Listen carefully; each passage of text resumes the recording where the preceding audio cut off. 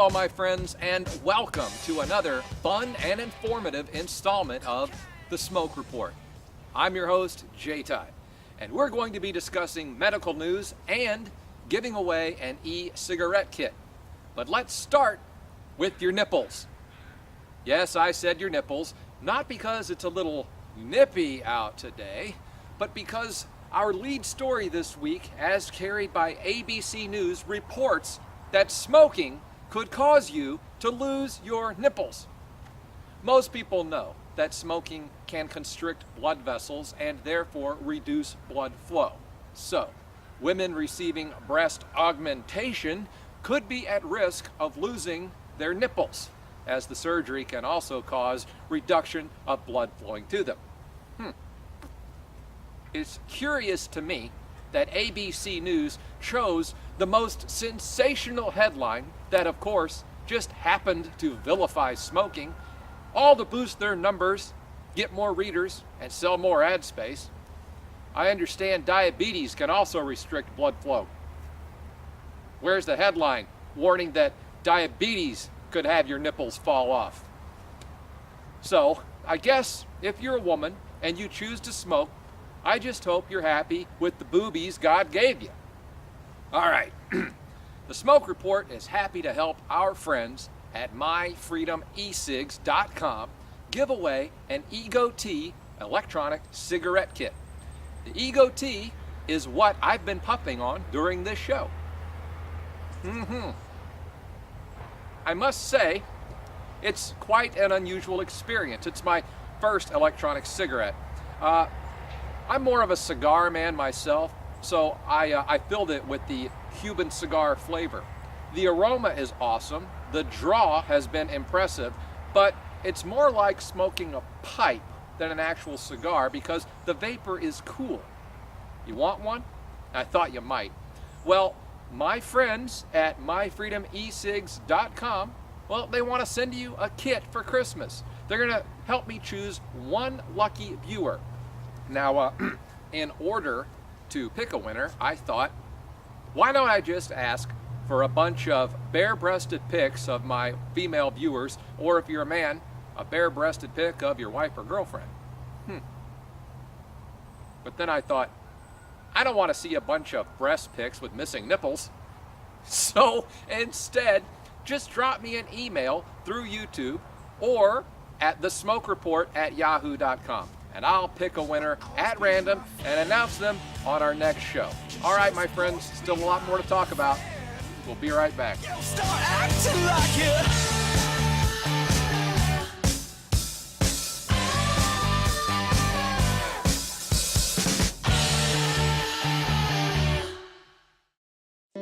the Davidoff tobacco fields in the Dominican Republic, the robust leaves are ready for harvest. Over 100 skilled artisans will hand process each leaf, an aging and blending process that will take 4 years. Only the leaves which prevail will become a Davidoff, the world's finest cigar.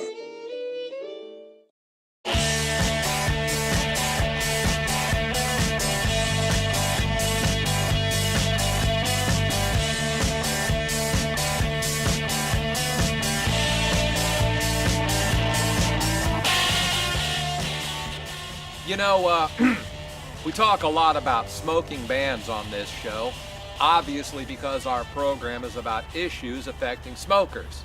And we try to be realistic and open-minded about these bans. I've said many times that most people who smoke understand and appreciate the rights of non-smokers. That's why you don't hear me protesting restrictions on smoking in restaurants or on airplanes or any other confined public areas. But when these bans start infringing on our right to light up in the privacy of our own home or our cars, or they start telling bar and pub owners how to run their businesses, well, it's simply my opinion that the bans have gone too damn far. There was a fascinating story this week on the website blisstree.com, and it allows us to take a peek inside the minds of the people who support these ridiculous, overreaching bans so that we can better understand their warped way of thinking.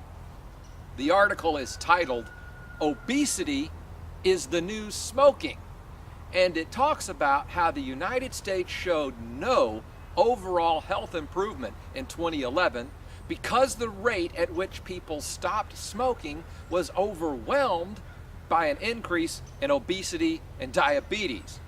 So, if people put down a cigarette only to pick up a bucket of fried chicken, are these stop smoking crusades really a benefit to public health? And, my friends, listen closely to this. The story actually says that smoking bans have taught us that, and I quote, "policy and social stigmas can come together to influence health habits." You need a translation for what this political jargon actually means? What they're saying is that if some overbearing social interest groups get together, well, they can decide for us what is and what is not socially acceptable. And if that decision violates your personal rights and freedoms, that's okay. And they are perfectly justified in shaming you like a leper at the city gates to obtain their political objectives. I've got a question for these social crusaders. You know what's worse than smokers who pollute the air? It's sons of bitches like you who pollute the mind. See you on the next installment of The Smoke Report. Supposed to be my friend.